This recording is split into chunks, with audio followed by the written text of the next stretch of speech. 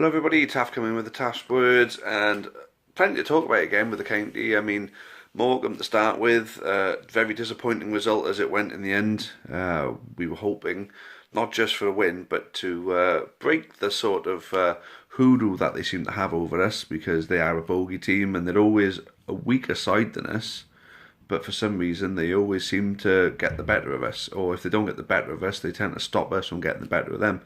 But we thought, with how good we've been this season and the fact that they're heavy favourites to go down this year, we must have been thinking at home, even though we don't take anything for granted, we're county fans, you can never take anything for granted when you support a team on your county. But end of the day, we should have beaten them.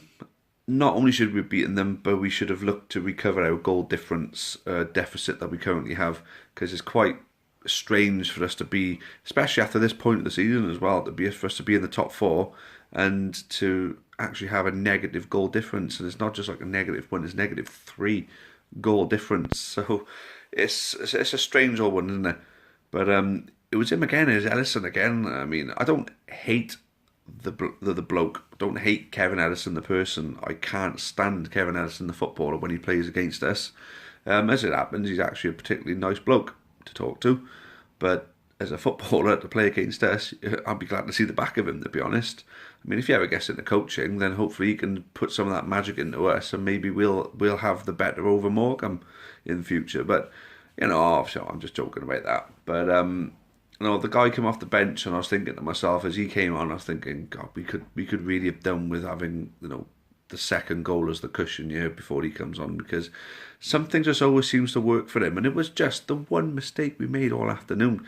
The one mistake Tyler Forbes made, and he slipped and he was in on goal and he took his chance as he always does. So class act 39.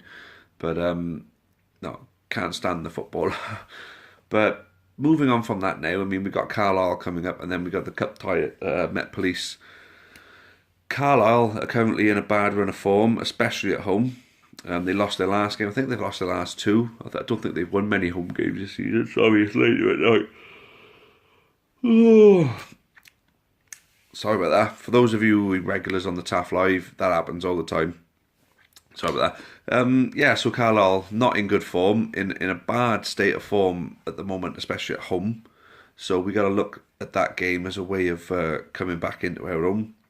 The scoring strikers are starting to sort of fall off the boil a bit at the moment. Except, Jamil Matt, of course, scored. I know Ammon scored, but, they're not winning us games like they were. Matt was winning us games. Matt could have been the start of winning us a game when we played against Crawley.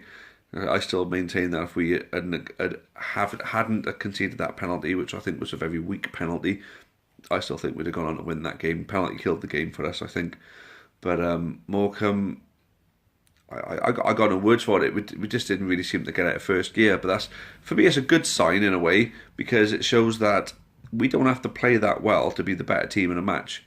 Because we were still the better team by a mile, the better team in that game. And no way did they deserve a draw. They got the draw because we didn't deserve to go and win that game as it was, even though we were the superior team without even really coming out of first gear. No one really seemed to have what you'd call a good day. We got the early goal. I missed it, of course, from when I was wrapping up the half-time draw. But like I said, no one had a good game. Everyone had an okay game. A couple of people had a bit of a poor game. I think a lot of players would set themselves a lot higher standards than what they actually produced on the pitch. So for me, I think it's a matter of next game, they need a bit of a rocket up the backsides. And I definitely think Flynn is the manager to do that, because he's provided those kind of rockets in the past, and they've won us important games, like during the Great Escape period. He obviously managed to get the best out of these players. Last season, you've seen times where these players looked like absolute superstars, and then there were times last season that the players looked nowhere near good enough. But then at the same time, now this season, they've looked like stars, and even more so, they've looked like a quality team. But then now There were some games you look at and you think, how are you even playing professional football sometimes, some of them. But at the end of the day, these guys, they give us their all. I can guarantee that. They do give us a lot. They put a lot of effort into their performances. They're trying for the manager. And then sometimes you can't get it right every game. I mean, we're in League Two. I mean, you look at Lincoln, and they've lost a couple of games that they'll look at and think, hey, did we lose those games? We were bloody awful. And Crawley at home, funny enough, was one of those teams that actually beat them at their own place. So I suppose losing to Crawley wasn't all that bad. But, oh well, anyway, yeah, I still think we'd have won the game, like I said, if we hadn't have conceded that penalty. But it just goes to show anybody can beat anybody on their day. And we have rode our luck a little bit at times. But the reason why people are believing in this team is because we played some phenomenal football during this season so far. So hopefully we'll be back to that in Carlisle now on the weekend. I can't go. I'm dog sitting. If you could hear the back, and then I'm at my parents' place at the moment, dog sitting. Carlisle's too far of a stretch to leave a dog on their own all day from 6 in the morning till like 11 o'clock at night. That's just borderline cruelty, that is, But even though the dog's going to be on his own for Met Police, it was one of those, because it's just down in London, M4 straight all the way. It's one of those you can leave 10 o'clock in the afternoon and be home by about 7, so you'll be alright, you'll be okay. But yeah, Met Police I'm looking forward to. I think, I'm not sure if we've ever played them before. I think, and correct me if I'm wrong in the comments below, but I think this will be the first time we've ever played them. So it'll be a bit of an occasion for that. And just the fact that it's the Metropolitan Police team, I think is going to bring a few of the older boys out of the woodwork. And I think we could take a good grade down there. Obviously, we got to go there and get the win, of course. We can't. Sorry about this again. We can't go down there and draw. We don't want another cup tied. We have to play. We want to be able to go there, get the win, get ourselves into the draw exclusively for the second round, and then get whatever non-league teams are left at home, and hopefully get through the third round again. Because what we want and what we need is more cup runs. So this season we can go on that cup run, and hopefully, fingers crossed, we'll draw another big team eventually. But there we go. I mean, Labardi's signed up now. I mean, there's going to be some midfield players who are going to be fighting to keep the place in their team, because Labardi, he's not come here to sit on the bench. He's come here to get his place back in the team. He knows he's lost the captaincy to Crofts, but will we ever see Crofts? I mean, from what I heard from the beginning, it was a toe injury. I might be completely wrong about that, but a toe injury, and he's still out, and no sign of him coming back. Could it be the end of him, and then he ends up leaving, and then Labardi takes his captaincy back? We don't know. We'll have to wait and see. But I'd say hopefully Baconson will be back for the weekend. Can you imagine that as a midfield, Baconson, Dolan and Labardi? That would be something really special, wouldn't it? Absolutely unbelievable. But let's wait and see when Labardi gets to fitness, because this kind of injury can knock a player down a peg or two. Josh Sheehan just hasn't been the same player since he's rejoined us, unfortunately. I'd like to think that it's a temporary thing. He just needs to get a bit of confidence and get a bit of form and a bit more game time, and then he'll be the same Josh Sheehan as we remembered from before. I mean, at the end of the day, Josh Sheehan's done some great stuff for this football club whilst he was on loan. So personally, I'd like to give him the rest of the season, and keep including him in games.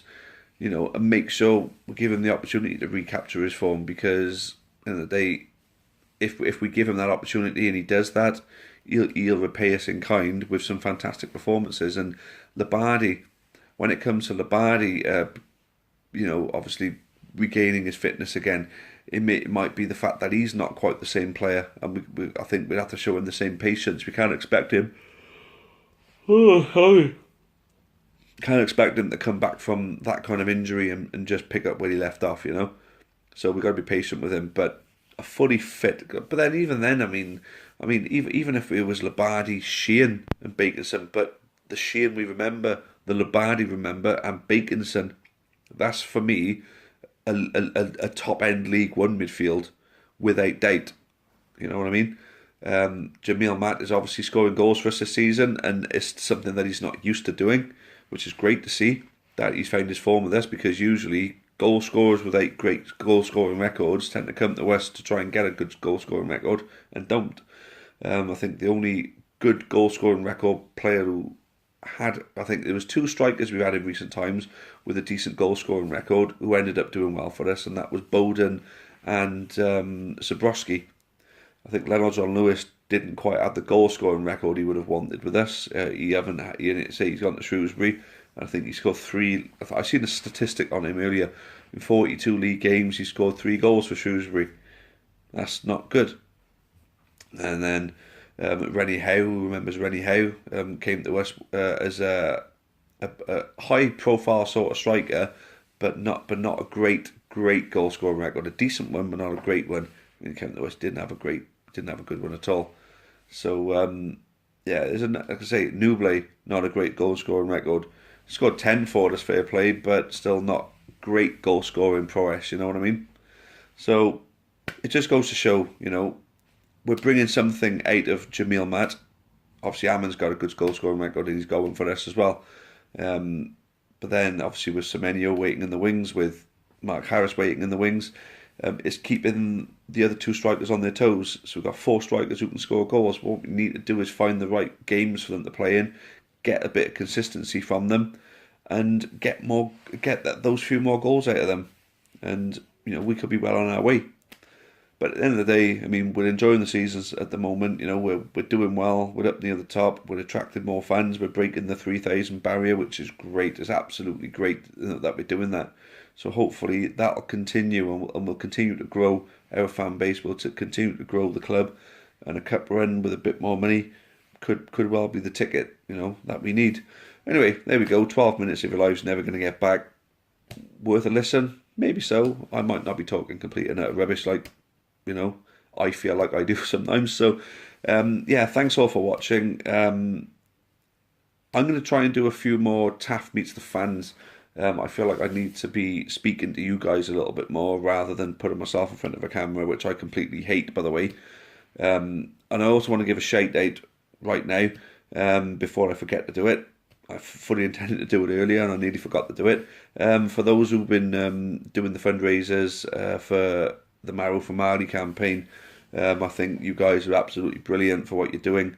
I think the 3 main people involved in it who I've seen, Dan Thomas, Darren Bourne, Dean Thacker, all of you are an absolute credit to our club, obviously, for doing what you're doing. And the young lad, I really hope he gets his donor. Obviously, I've had my swab. I'd love it if I could be the match for him. I'm sure there's plenty of people who'd be absolutely delighted to be a match and donate what he needs. So let's really, really hope and pray that he finds what he's looking for. All right then. Anyway then, guys, thank you all for watching, and until the next time, as per usual, cheerio for now, and as always, up the county. Thanks very much. Many thanks for watching the latest content on the Amber Army channel. Please make sure you leave us a like. Make sure you subscribe for more content, both for the neutral football fan and also plenty of Newport County. Even more Newport County content can be found on the club's iFollow channel on the link above. It is just £4.49 per month to subscribe to that service. And those of you feeling extra generous can also support us on Patreon on the link at the bottom there. That would be a monthly donation of your choice. Thank you again. Make sure you've subscribed, and as always, up the county.